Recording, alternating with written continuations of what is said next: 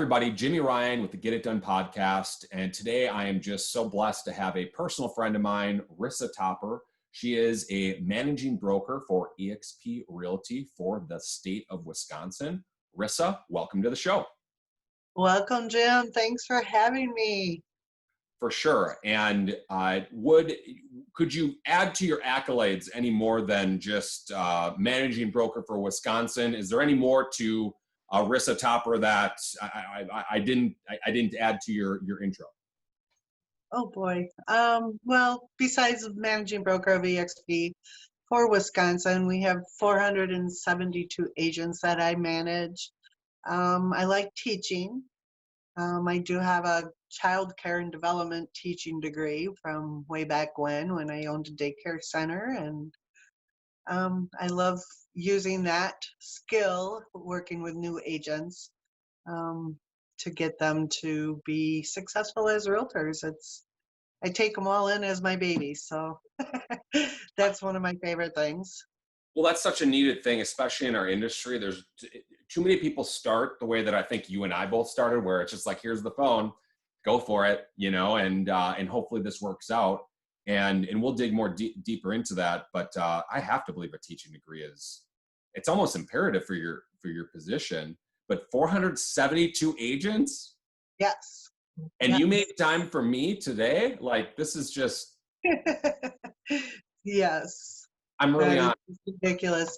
We do have 30, actually we have 476 agents with 30 joining right now. So yeah, we're going to be over 500 very soon. So yeah, it's pretty fun.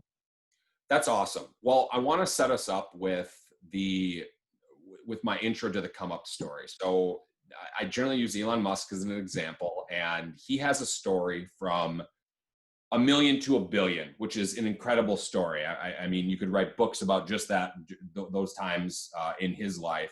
But I would argue I'd more want to hear the story from 0 to $1 million and the come up story. And I believe that it's those times that we're truly built as people. And it's something where, that's the story that I think anybody can relate to, when you start at the bottom and where you are now. And so I'm starting with you. So Rissa, the best place to start is, where were you born? I was born and raised in Kenosha, Wisconsin, the armpit of America, we used to call it. The town has tripled since I moved away. It's crazy busy there. So that's where I was raised. That's where I went to college. That's where I got married and had a son. And then we moved away. So I have never known you. I've never known that about you, that you had a life in Kenosha and all of that. I mean, I've always known you as the Western Wisconsin, Prairie Machine by the Mississippi River realtor. When did you move to Western Wisconsin?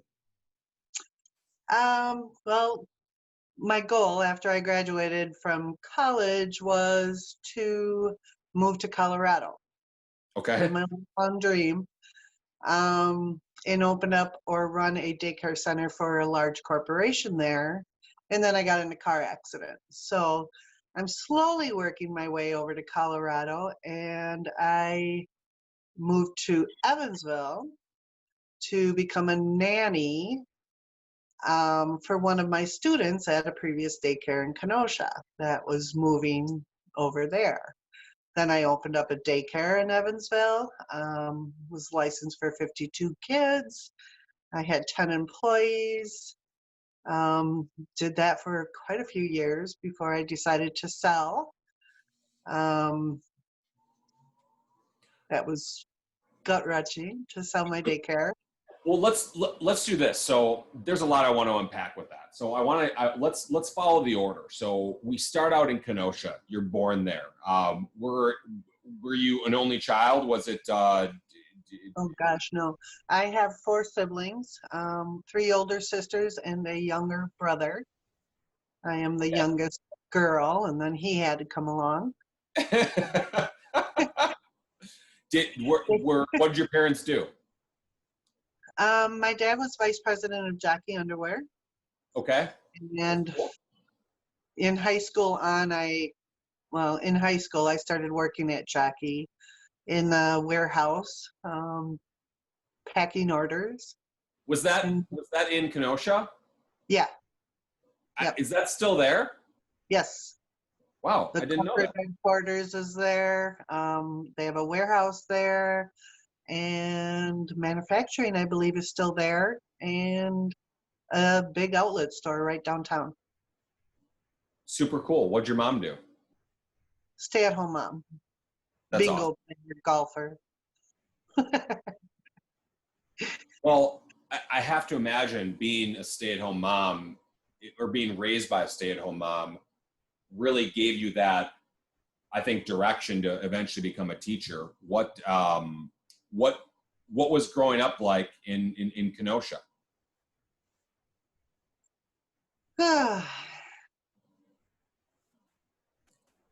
A lot different than the world is right now.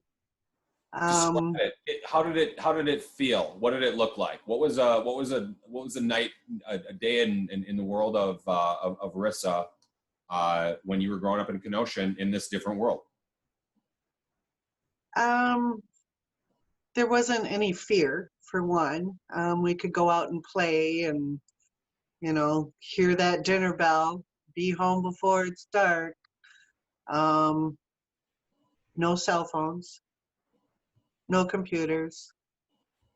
We had to make our own fun, and I was a tomboy. All my friends in the neighborhood were all boys, and we played tricks on anybody and everybody.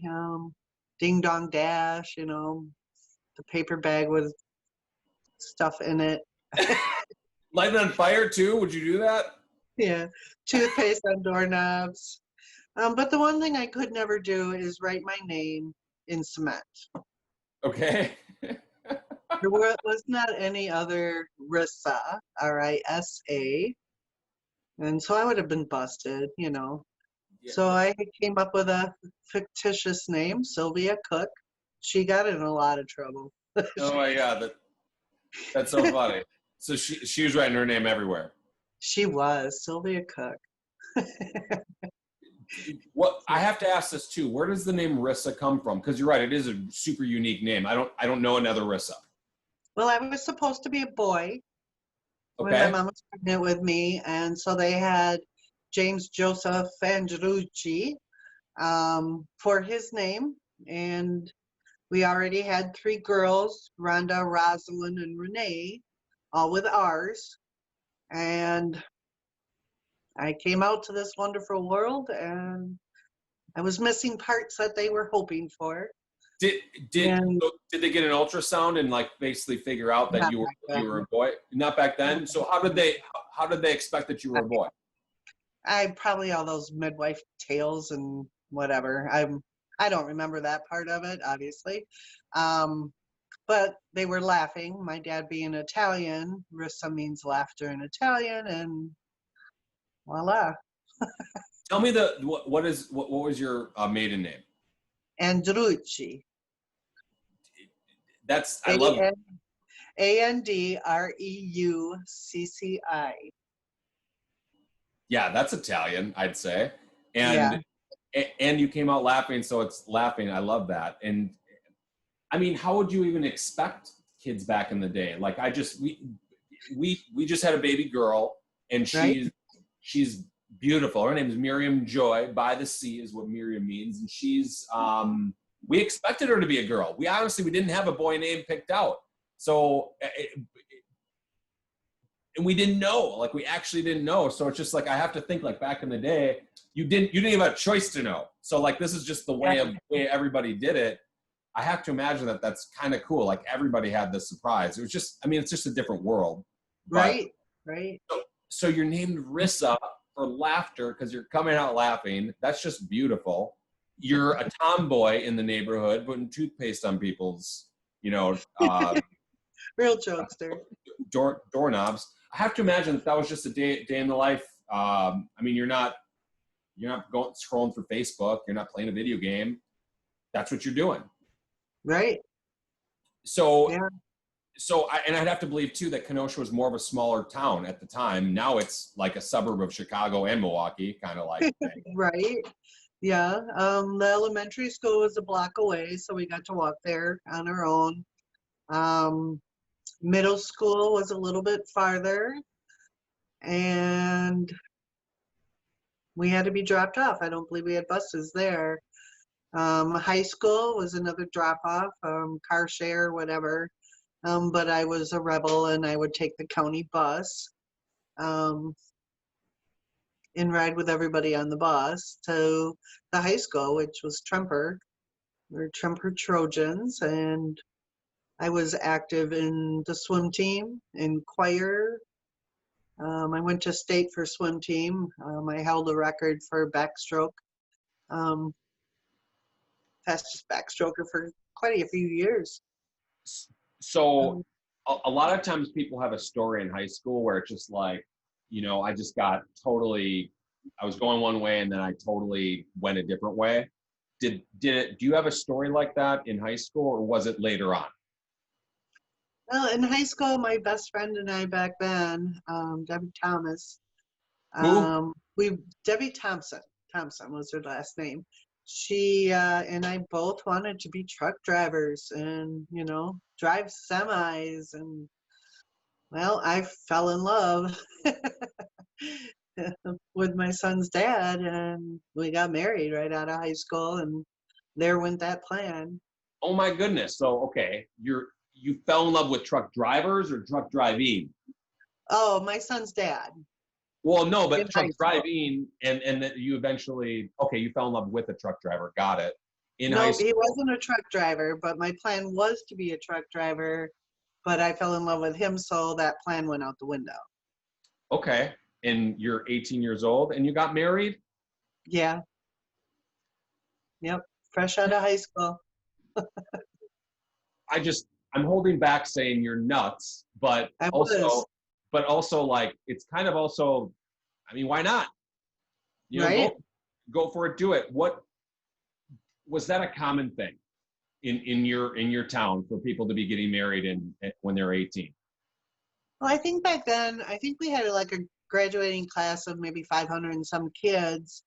Just big. Um, It's big. I mean, yeah, it was pretty big. I mean, where I'm at now, there's 14 kids that graduated last year in the yeah. senior class.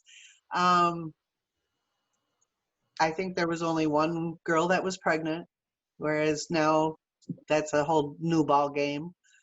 Um, I don't think many of my classmates got married right out of high school. I think they chose the route of going to college, like, you know, our parents wanted us to. I mean, absolutely. And you're falling in line, and you're the rebel over there,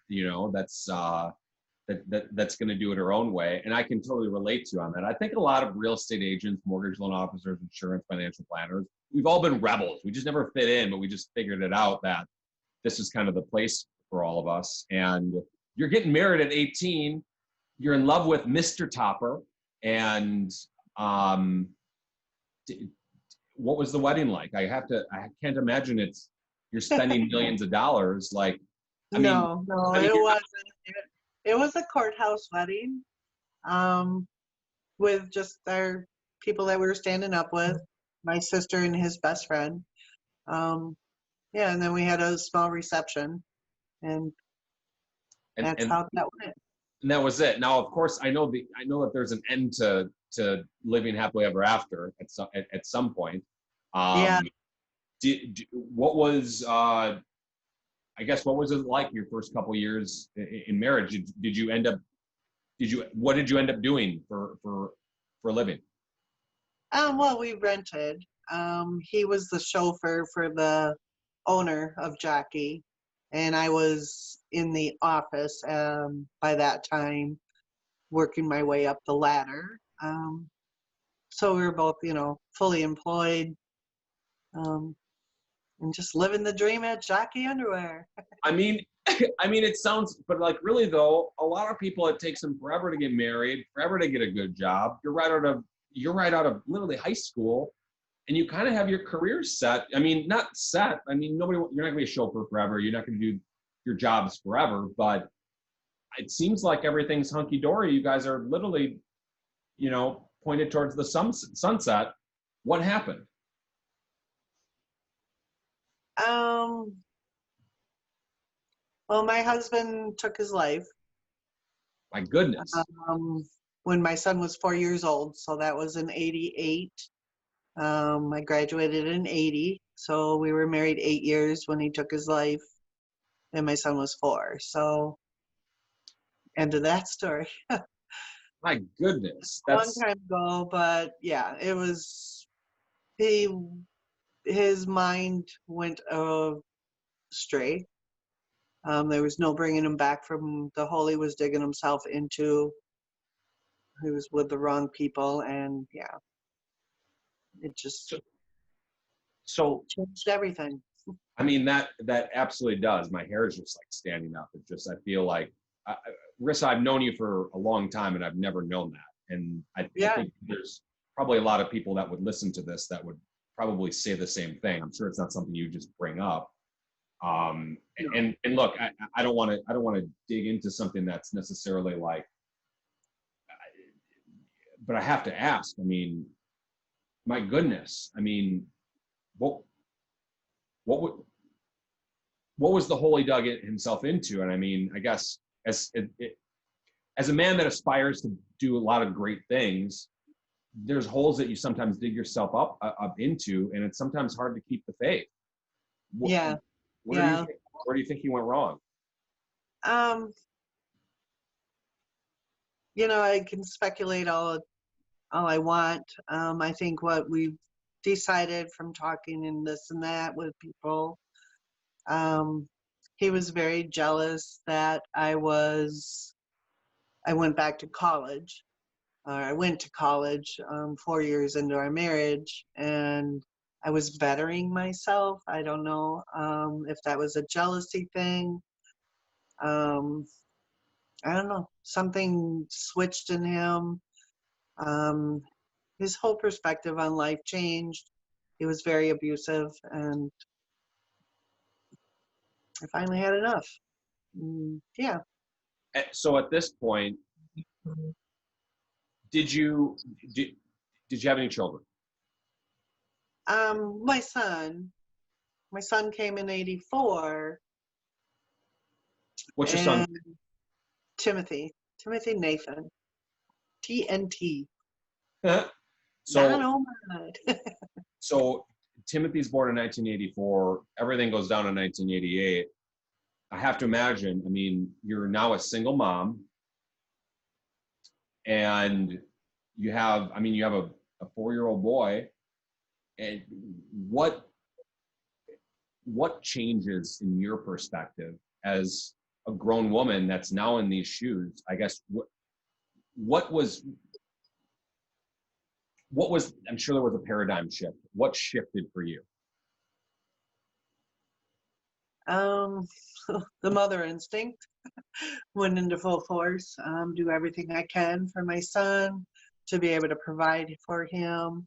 I had one semester left that I had to finish to graduate. Um, I started doing home daycare with 3 boys. Names were all Steve. No, Mike. Big Mike, medium Mike, and little Mike. They were all 4 boys, and they were all into Ghostbusters. And I did everything I could to graduate, to take care of these boys during the day. It was a night school. And, my focus was just whatever I can do to make my son's life better. Um, and I just stayed focused. And, I graduated, and the first thing I did is I opened up a daycare for a church in Kenosha. Got it up and running and moved on to the second church. And then I started a position as a lead teacher at another daycare before I finally said, you know what, I'm moving to Colorado. And then the car accident happened. Well, so okay, let's stay at the daycare for a minute. So you went to school for education and teaching? Did you actually get a teaching degree? It's child care and development degree, a 2-year associate. Okay, so it's more of just like, it's more to be a more professional, legit, run a daycare type of degree. Child care development, yes. Sure. Yeah. So that's, I mean, and you're starting in your own house with 3 mics. That's just like, it's so, I mean, how random is that? Right. How that works. And then you start a daycare. So, and then a second one, at what point did you say, I'm done? Or did you, or did you want to continue it, but just take it to Colorado? The car accident. So that was really what it was. Like, it's just that happened and then everything changed. Well, let's talk about that. I was rear-ended, hit and run in the middle of the night in a country road in between Racine and Kenosha on the way back from a concert.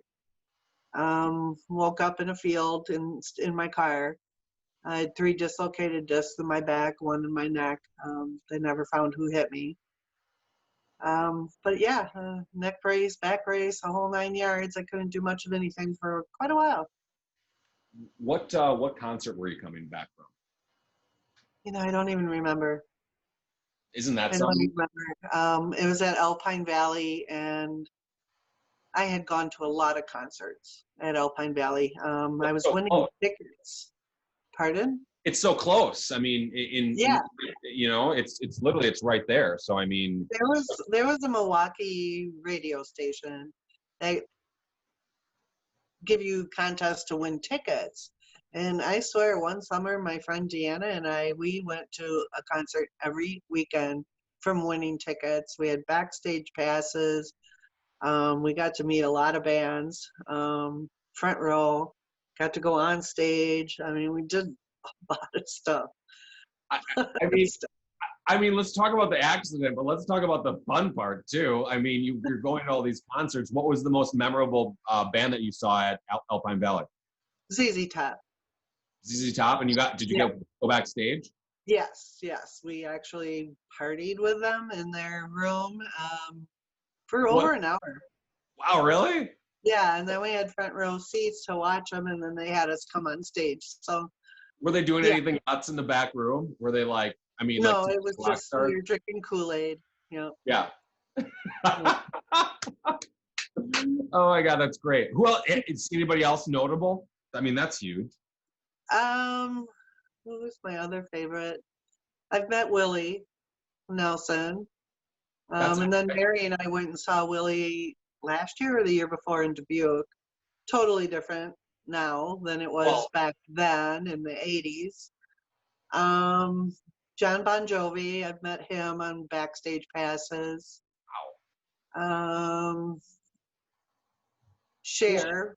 I mean, Cher was my son's first concert. That's super funny. Not all these super cool rock stars, but Cher, that's so good. Working for life. So you're coming back from a concert you don't even remember because it's not Bon Jovi or ZZ Top. Yeah. You get rear-ended.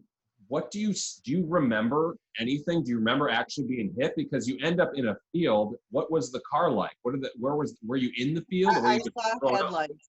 I just saw headlights in my rearview mirror. So you wake up at a stop sign. It was a T intersection, and it was a stop sign, and I was stopped. They didn't stop. Jeez. And so you wake up in a field. Like, who wakes you up? Did you wake up yourself? I woke up, and I couldn't move my car. It wouldn't start.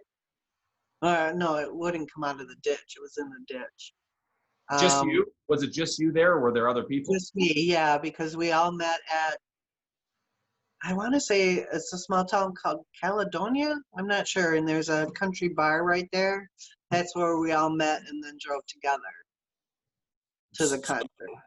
Okay. And so like literally you wake up in a field, your body's broken and it's just you. So you go back to your car. I mean, you have to be like going to the thing and then you're trying to back out and it's stuck. Does anybody come and save you?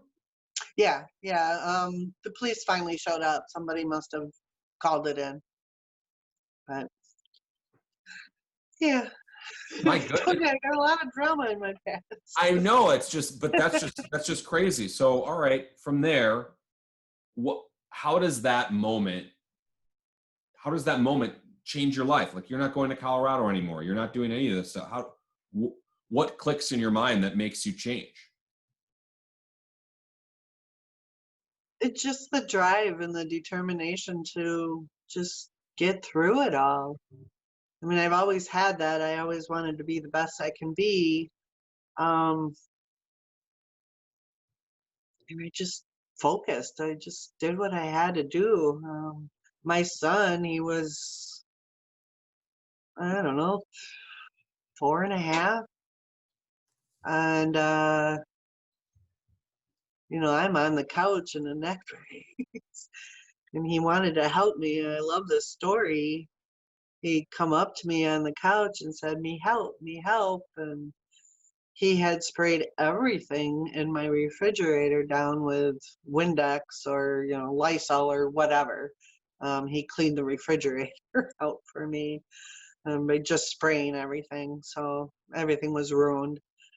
It was, yeah, he was a big helper back then. Well, that's so cool. I So, mean, of course, he wants to help his mom. yeah. And then, one of the parents at the daycare I was working at had 2 kids. One was my son's age and one was a year younger. She accepted a position up in Madison as a firefighter. And she was a firefighter in Kenosha. And she bought a house in the country just outside of Evansville and asked me if I wanted to be the nanny so that, I'll be there while she's working, 24-hour shifts. And I couldn't work yet. I couldn't lift anything, this and that. And I'm like, all right, sure. So we moved to Evansville.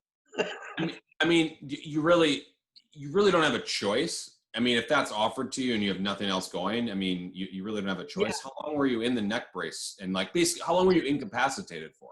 it seemed like forever. I know I moved from Evansville the day after Christmas in 1989. And my son was halfway through kindergarten. So he changed kindergartens that year. Um, the accident was late 89, or 88, so a Well, oh, year maybe. so then I mean, I can only imagine getting back on your feet after that. And I mean, this lady literally blesses you with, and Yeah, yeah.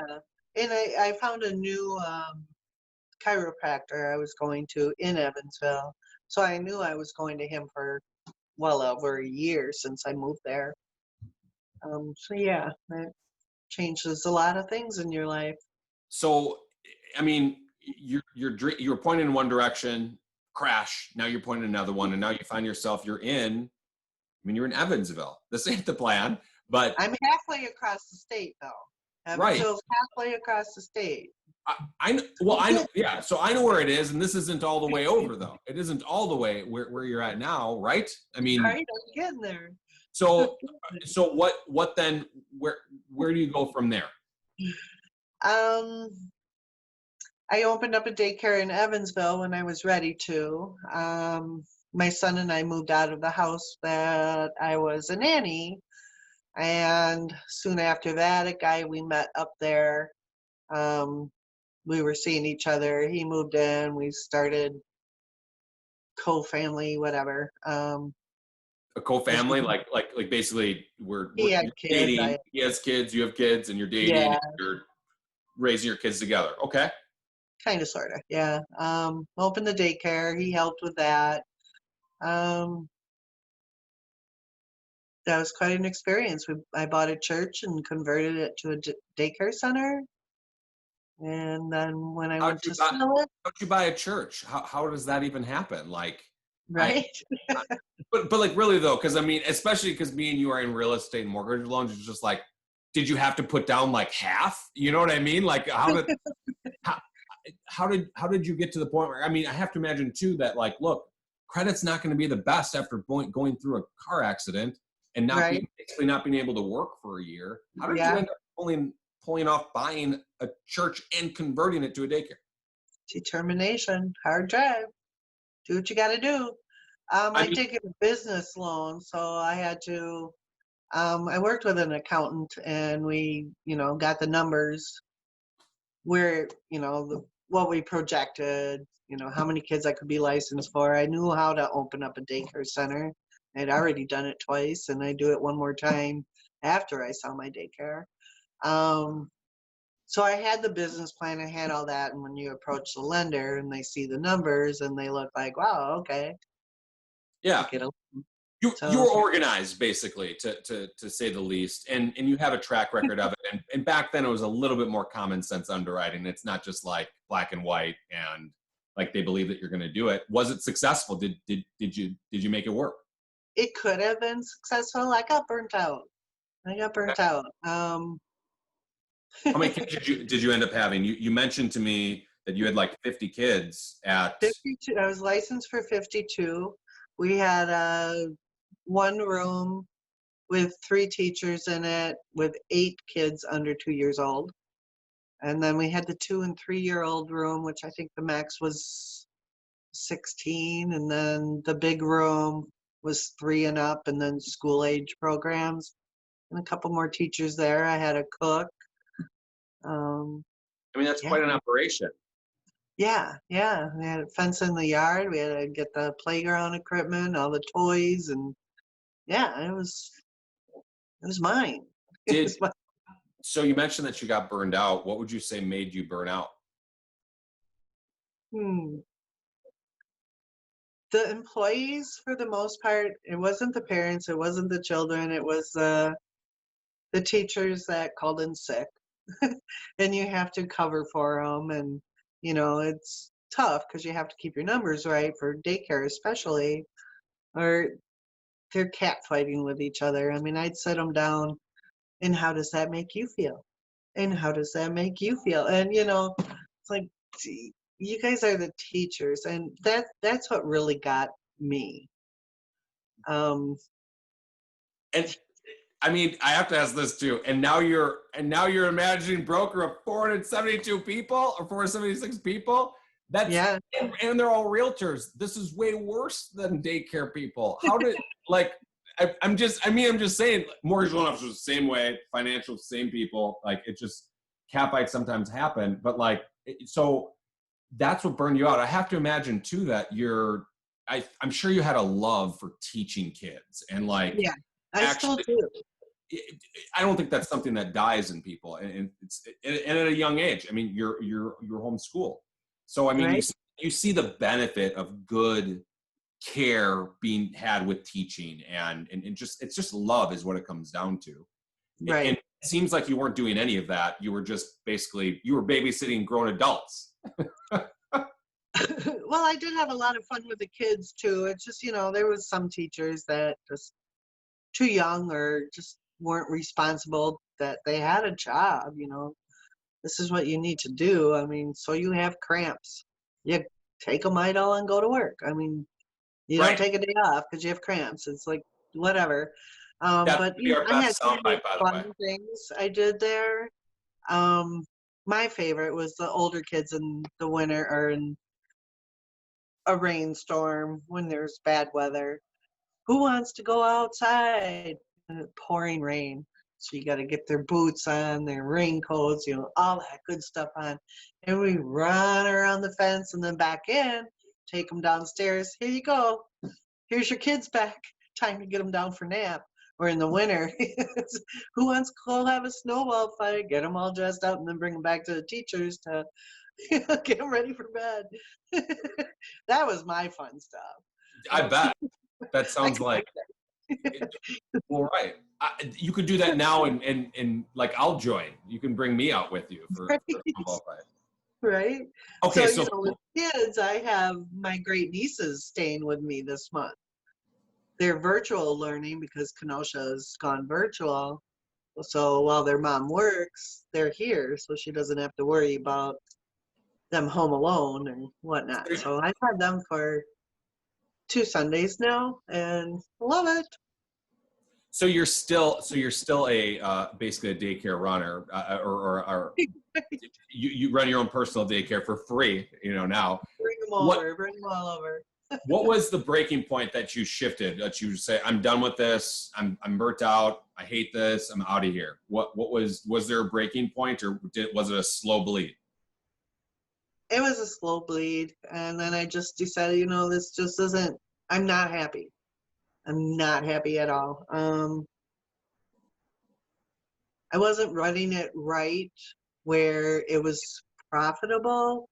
I was putting more money back into the daycare and paying the staff more than the budget allowed. So it was time that, they're worth $1 million an hour, I would think, anybody in the teaching field.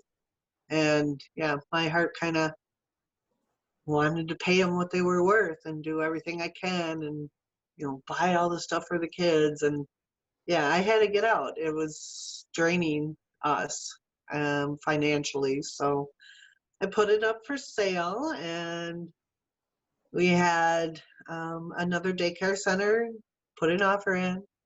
They met with all the teachers, had teachers sign contracts. They met with the parents, had parents sign contracts. Some parents decided they don't want to have their kids with this daycare. Some of the staff were told that they wouldn't be hired. When they took over the morning of closing, they backed out. Oh my God. I lost half my parents and the children. My staff stayed on, but I didn't need them all because I lost half the kids. And then I had to put it back on the market again, and a church ended up buying it for a lot less. Um, yeah, that How was probably one of my lowest times. Well, let's talk about it. What at that point, I mean, I have to imagine just like it's so unlucky. I mean, in so many ways. So you're so, I have to imagine angry. I mean, anger probably doesn't even suffice to describe it. How long did this last until the church bought it? The second offer went through. I think over 6 months of operating at a loss because I had lost these parents and these children and the income and What did you selling end up? nonsense. Did you end up getting anything from the place that backed out? Yeah, yeah. There was a lawsuit. It just got all my bills paid, basically. So nothing Yeah, more.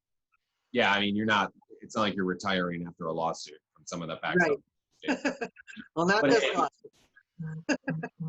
but hey, it'd be nice to actually get something back. So okay, so look, this is a disaster. I mean, my goodness. And then you finally wash your hands of the place, and what's next? So that's when I signed a non-compete. Um, so I couldn't work at a daycare within so many miles. And that's when I said, hey, real estate. So I worked at Pick and Save, which is a grocery store, as a cashier and took real estate exam, all the courses to get my real estate license. Um, yeah, did So that quickly and started selling real estate. what put that idea in your head? Because I mean, like, look, you're literally, you had catastrophic failure, and Yeah. I've talked to a lot of people, and a lot of people do this. Like, this happens to a lot of people that get into our field. It really does. It's just catastrophic failure, and I want something different, and I want to control it. And I want, there's a lot of wants and whys. Why real estate? Because the realtor I had, I want to say his name was Mike Mears with Caldwell Banger Commercial. He had said to me, you will have succeeded in life when you finally get sued. I'm like, oh, okay. Because he was brought into the lawsuit also, which nothing happened to him. But when he said that, I don't know if it triggered something, but I was so intrigued with that whole process of real estate. When I bought it, I think I was just in a cloud and it was just get that business plan, everything I needed to do. I didn't focus on the actual signing closing docs to buy a church. I don't remember half of that. But when I finally sold it the second time, the whole process, it just like, I like that. And I was on that side of the table, and I just wanted to help other people have a, great experience of buying or selling real estate. Mine wasn't the best, and I don't ever want that to happen to anyone else. So I was like, I can do this. So I studied most of the time in the passenger seat of my boyfriend's pickup truck while he was out coyote hunting. Oh, yeah, That's, yeah. well, that's so funny. I mean, but everybody does it in some weird way. A lot of people actually study for their job at their current job, while they're doing Yeah, something else. But and here, and you're maybe doing it on your breaks at Pick and Save, and yeah. but Mike Mears is a Coldwell Banker, so shout out to him. We'll have to look up the spelling of his name, but it doesn't really matter. I mean, it's just like, look, the guy actually came through for you. Yeah, What do you know? A problem happened in a real estate transaction. What do you know? That never happens. But he yeah. stepped up and he made you feel good, and it made you feel good to the point where, hey, I could probably do that. That's really cool. So I know I don't know this, but did you work for Mike, or did you just work for Coldwell Banker, or how did you end up getting into it? Neither of those. I took my classes through the Morse, Morse real estate team in Janesville, in their basement. For the most part is where I watched a lot of the videos, but I didn't join with that brokerage. I ended up choosing another independent brokerage. Oh, what was his name? Dave, I can't think of it. The Realty Group was the name of it, and I believe now it's a Caldwell Banker, and the previous broker has now retired. But when I got my license in '03, it was right when they were changing over to the MLS, the Paragon system. All the agents in this office were used to the real estate book that had all the MLS listings in this book that came out monthly. So new listings, sold listings, it was all in a book, nothing computer. So is this the same way statewide? Because I know that every MLS is its own MLS, but I Right. know that Western Wisconsin is also its own MLS, and it's way different than Milwaukee and Kenosha. Oh, And they're all different. Yeah. At EXP, we're members of just about every MLS. I think we are in every MLS now. so what you're They're saying all, is in 2003, though, that didn't exist. That was just rolling out. And yeah. it was all just paper and books. And I have to imagine, of course it was. I mean, what was it 20 years before that? Of course it was that. So Yeah. basically, so once a month, basically you'd get calls. Like, is that kind of what it was? Like, because it's the new MLS book is out. Yeah, probably. Like I said, I started right when the MLS had came out, so I wasn't there prior to it for only being the books. But that's also when they had the fax machine. So agents would be able to fax their new listings over to the other brokerages.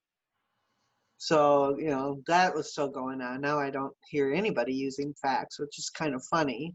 I But, tell people we don't have faxes where I'm from, and they're, well, where are you from? Well, I'm from 2021.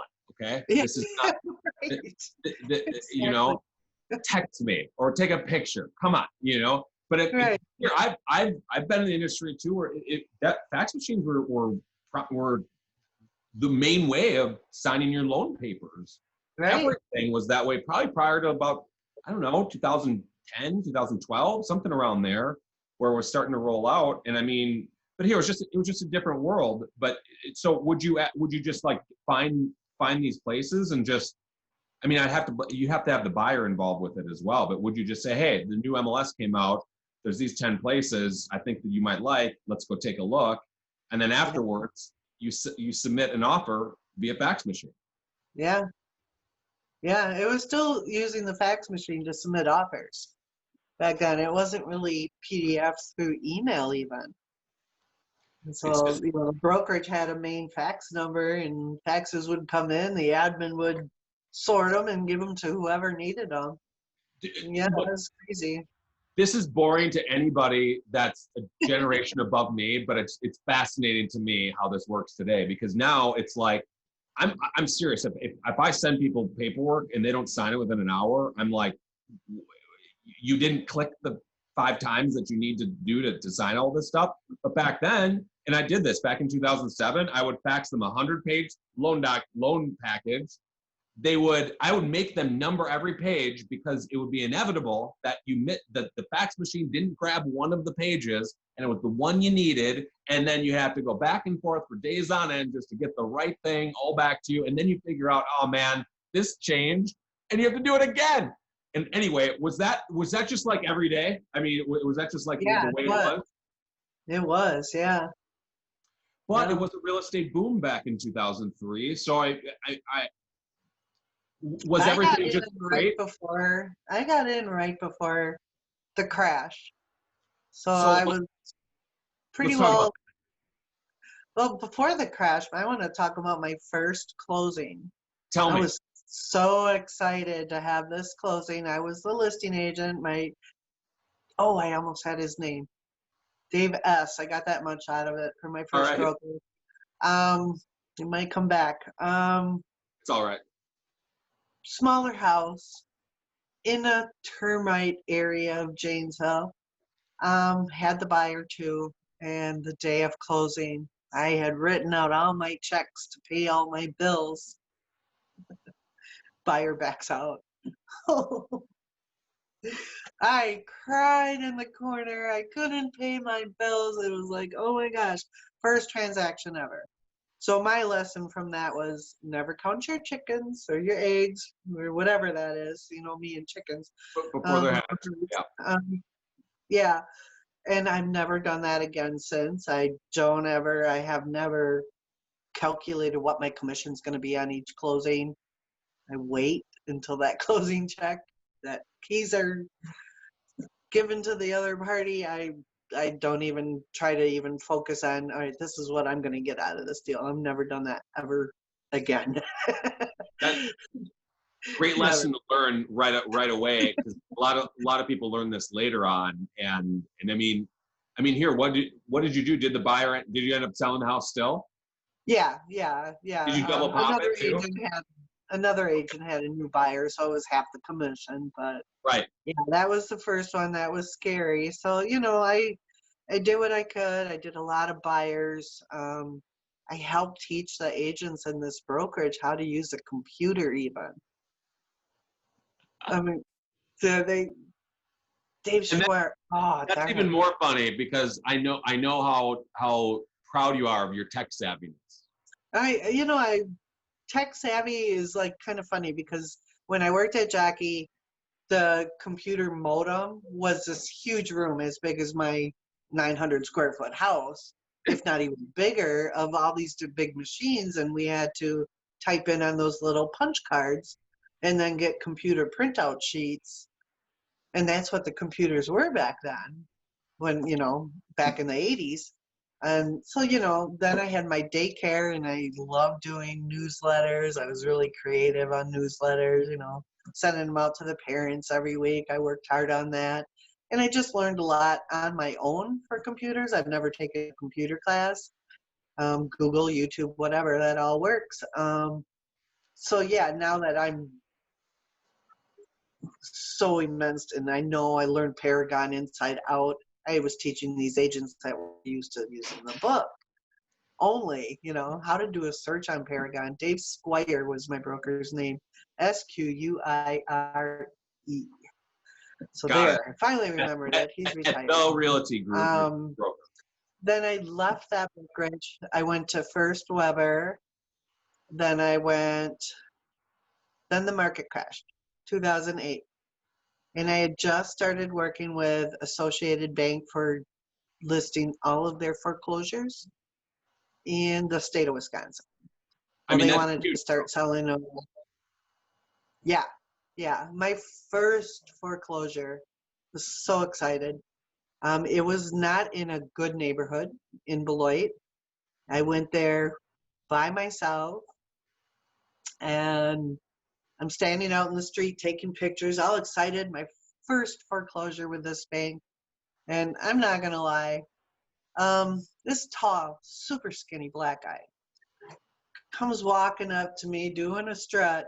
He had a pink polyester suit on, a pink floppy hat, and he asked me if I was buying that house. And I said, no, I'm going to be selling the house. And then he proceeded to go next door, and all these other people come out of this garage there, and they're all watching me. Okay, cool. Not a good neighborhood.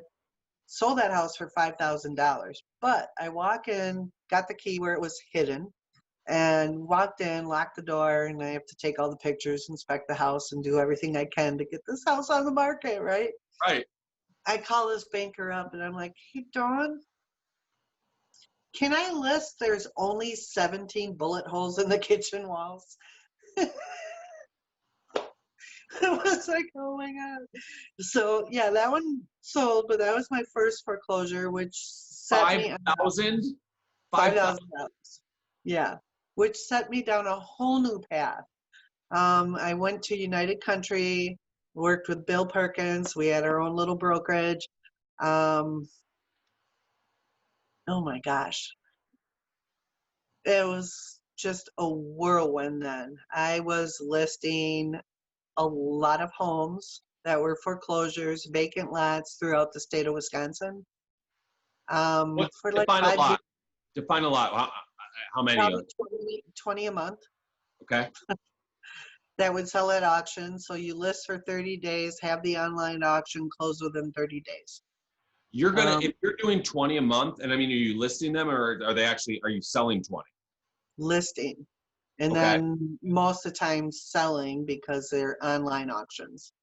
And then I mean, here you gotta be top 10 in Wisconsin if you're doing 20 a month. I was doing a lot. Some called me the foreclosure queen of Rock County. I never did because that was Chris Shear. And then Harvey Miller was the king.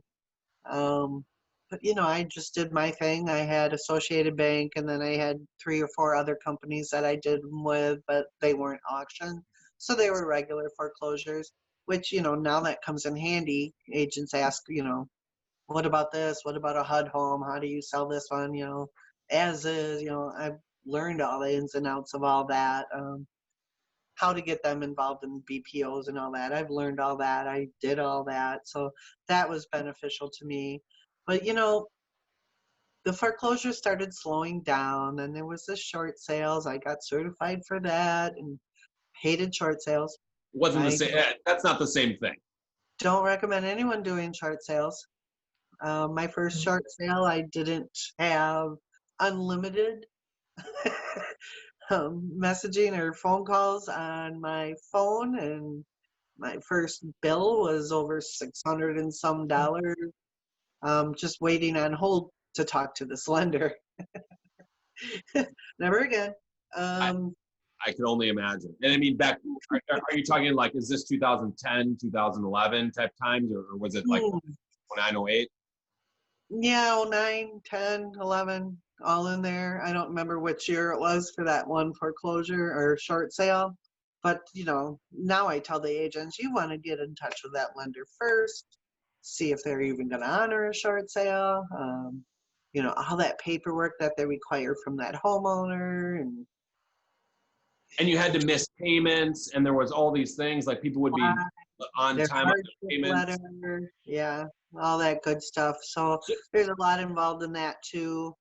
But yeah, when it started slowing down and the asset management companies were starting to offer less and making you do more, and I'm like, I don't want to pay these fees anymore for what they're offering to do all this work for. And that's basically when I ended up moving over here. So I gave notice to my brokerage.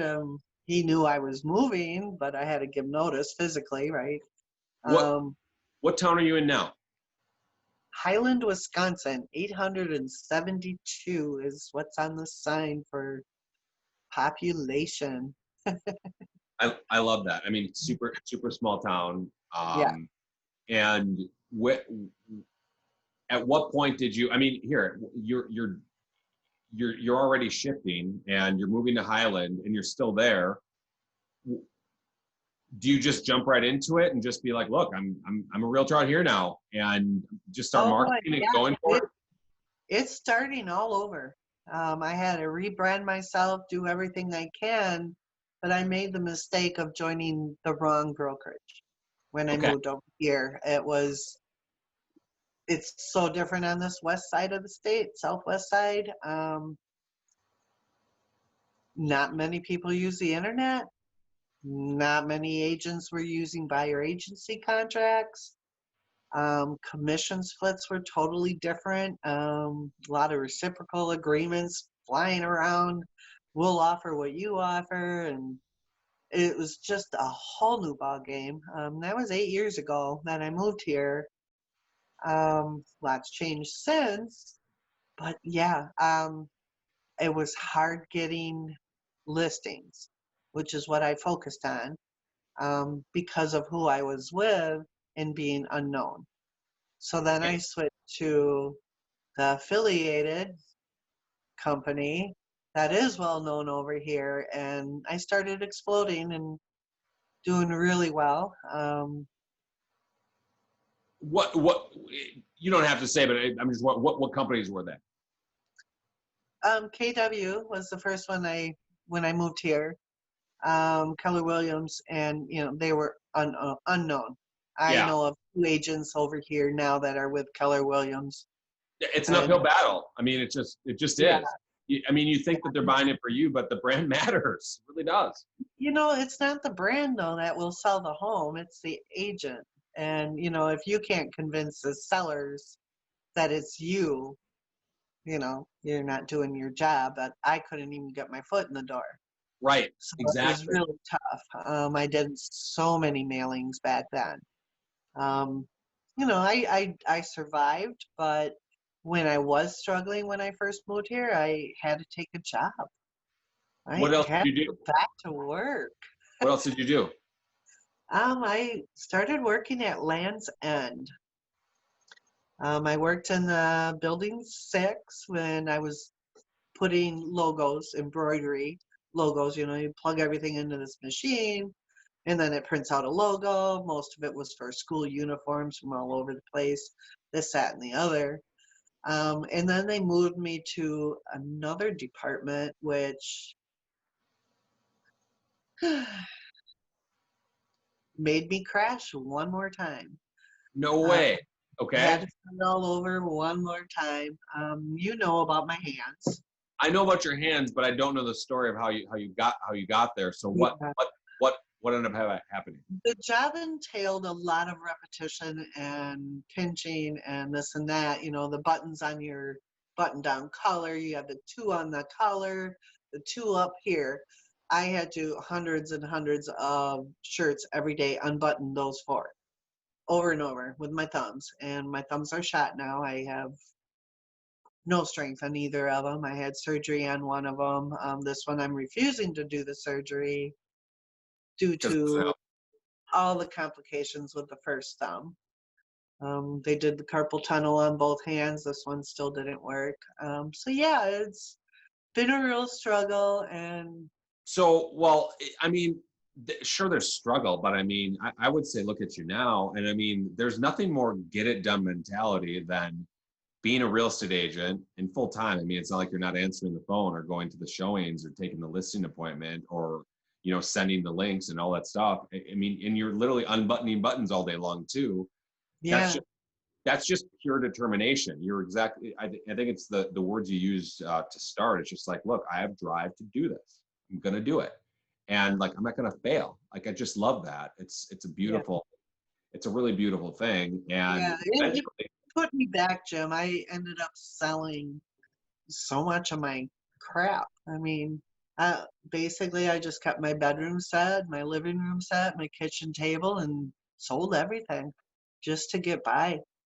I had unemployment for a while. That wasn't enough. I had work comp for a while. Um, that went away.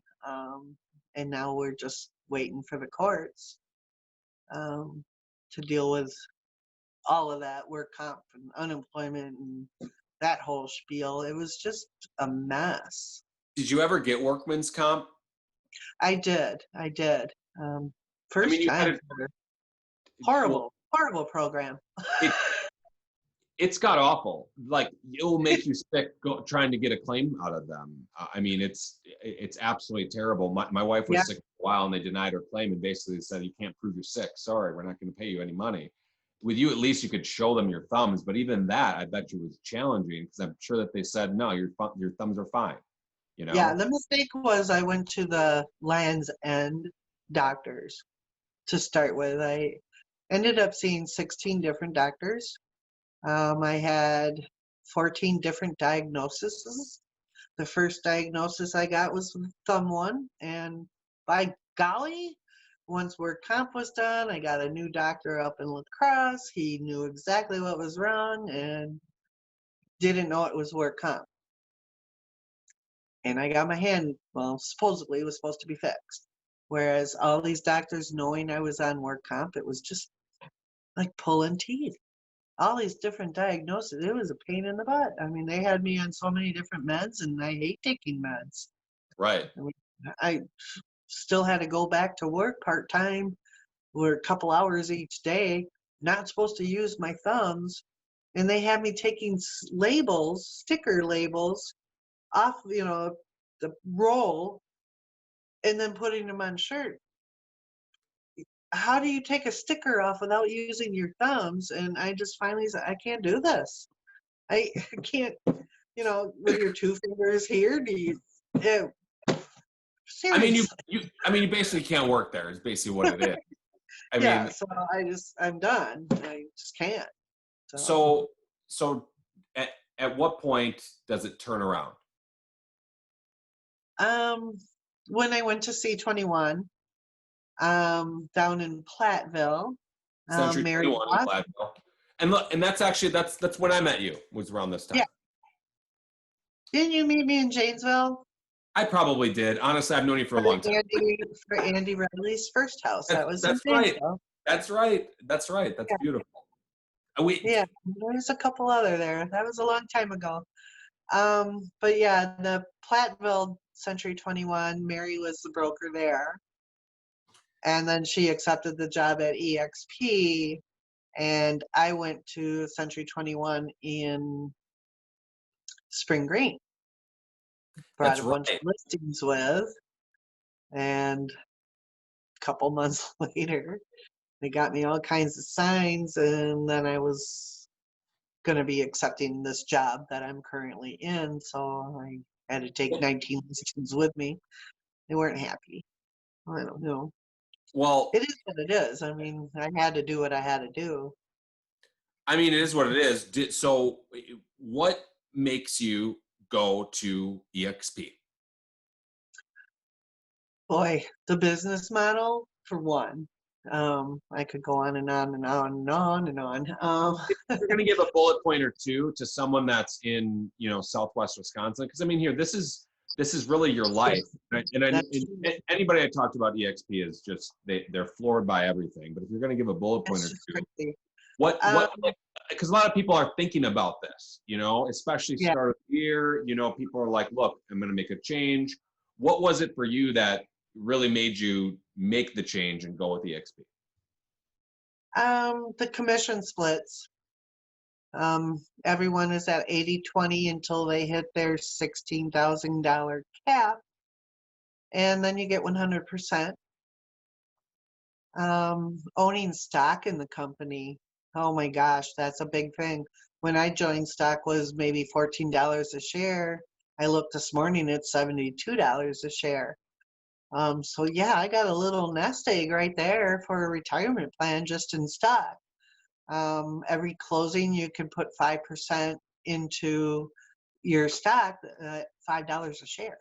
I mean, a reasonable amount, not what the going rate is, just because, and yeah, there's revenue shares, if you have agents join, you get a percentage of theirs, but I'm not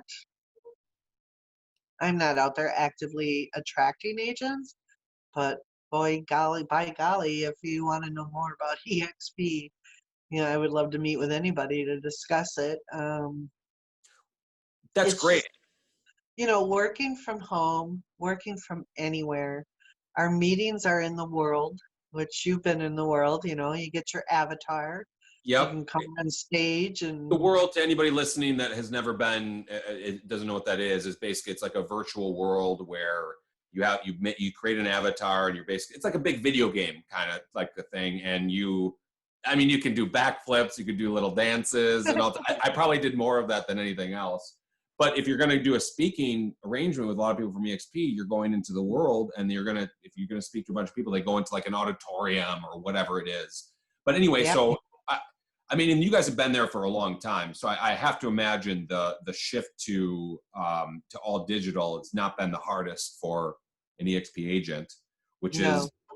is beautiful. Did you start out as a managing broker for Wisconsin right away, or did you just start out as an agent? I started in February as an agent, and in March I was offered the position as managing broker. Very So, cool. yeah. So what's a general day in your life doing what you do at managing 476 people? Oh my gosh. First thing, I go through my emails, um, delete a million spams, junk, whatever, and my personal one. Then I go on to my agent one, answer things in there. And then my broker account, right now there's 32 new emails since we started speaking. Right. Um, then I go into our SkySlope, which is our digital transaction management program, and that's where agents add their contracts and review contracts if need be. We do have somebody that does that now. Finally, she was hired a few weeks ago. I got her fully trained. She's just awesome. That's So cool. I'm not working 80 hours a week anymore. I'm down to less than 50. Finally. That's So it's cool. almost, yeah, 2.5 years of working 80 hours a week. I'm done. So we have a full staff now. And then I just start meetings. I sit in my office in the world as my excuse me, as my avatar, and agents come in and ask me questions. I plan state meetings. I do trainings, organize all of that, just whatever I can do to help the agents. That's okay. That's beautiful. I love that. And I want to be super respectful of your time, so you don't have 31 more emails by the time that we're done. And I have a couple of questions that I ask everybody. So I'm going to just jump right into it. First is, do you feel like you ever had a big break? A big break. EXP would be my big break. Getting offered this position is my big break. So everything that I've discussed already with you has led me here, one way or another. My drive, my determination, my focus on helping people has led me here. And if I would have changed one thing in my life, I wouldn't be here. Anything. I would not That's be here. I love that. It's a beautiful answer, and such great promotion for your company, because I I know we're on this podcast, we're talking about it, and like it's being recorded and everything, but I know that when you're not being recorded, you speak nothing but positivity about EXP and how much it has changed your life. And I know a lot of others that work for EXP that would say the exact same thing. So it doesn't surprise me you'd say that is your big break. Next question is, was there ever a time that you felt like giving up? Yes. Yes, there was. I've hit my low several times. When my husband took his life, And my car accident and not knowing where my next paycheck was going to come from, it was tough. Um, I couldn't do anything except make it work. I didn't want my son to not have any parents. If I, was to choose to take my life like his dad did, wasn't an option. So there's that. And then, my hands when I had to just start all over. Had my hand issues. I moved over here for a man. We broke up. The next day, my father died. And I was lost. I did not know what to do, where to go. But my son, he's my hero. And, just thinking of him and the 3 beautiful grandbabies, there's no option to give up. There's never an option to give up. And boy, from working with people back in the day in Kenosha on suicide prevention and domestic abuse, I've always just, strived to let people know you don't have to give up. You have to learn the cycles and break them. You just have to break them and focus on the good and the positive, and that's all I can do. Every day is a blessing. I just can't give up. I just can't. I'm a role model to my grandson, my child, my great nieces. They've seen me struggle, and they've seen me get back up. I don't have bad knees yet, but I've fallen quite a few times on them.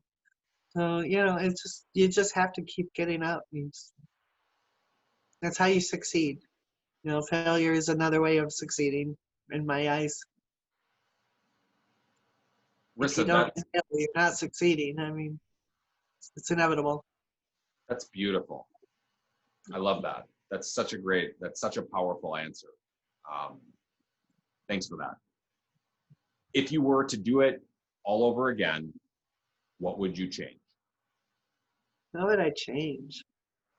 That's a tough question, Jim, because like I already said, everything has brought me to EXP, where I can live my life now. I'm a salary employee in this position. I mean, plus I can sell real estate, and now I have time that I can start selling real estate again. So you'll be getting more leads from me.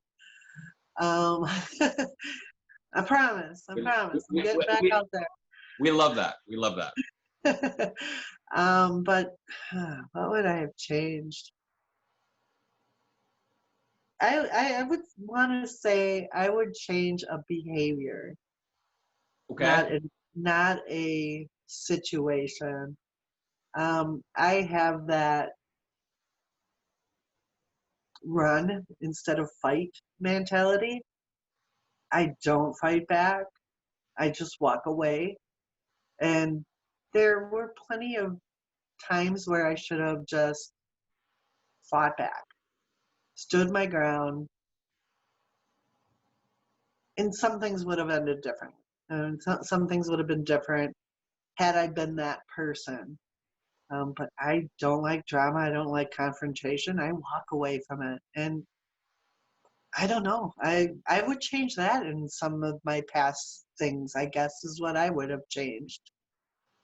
Rissa, you're such a lover though. I know you as like, listen, like let's have a hug, like you know what I mean? But that's you to the core.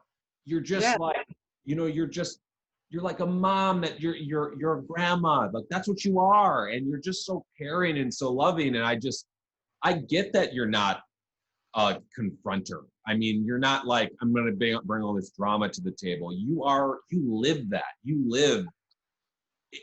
I don't want to call it grandma mentality, because it's not about age. It's not about anything. It's more of just like that teacher mentality of taking care of people. Yeah. Yeah. Not even, I don't know, taking care of people. I mean, I've walked away from people because of there's situations, there's drama, and I just choose not to fight back. You are who you are. I can't change you. Good luck. Have a great life. Right, exactly. Good luck, have a great life, and I'm done with the negativity. So that's great. Now the final question to set it up, to anyone that here is working at Jockey, for instance, or they are, just starting out, to anybody that's struggled with a suicide in their family, anybody that has been a single mom, anybody that's been in positions before where it's absolutely impossible, you're thinking about giving up, anybody that came from your background, what advice would you give to anyone looking to get it done? Get it done.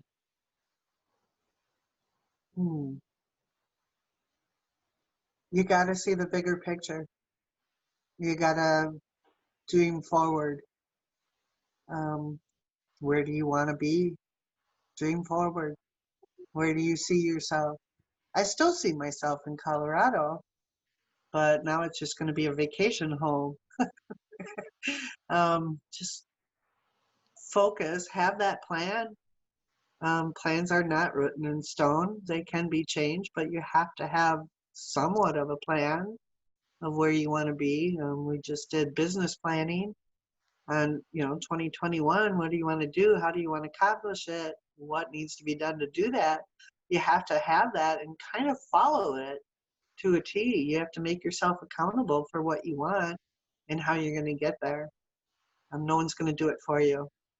Number one, no one will do it for you.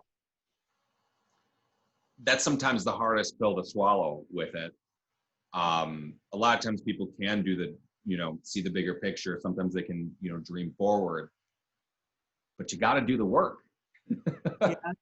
And, there's a lot of coaches that will tell you, you have big dreams, but you got to do the work. The success comes after the hard work. And what a great answer. And I have to tell you, it only costs 10% down to buy a second home in Colorado. Well, actually, the plan is to have a mobile home that I can travel all over the place and just park it there. And it's close enough. You're already all the way across Wisconsin, so you're already close enough. Right. Yeah, as long as there's Wi-Fi, I can work anywhere in my job.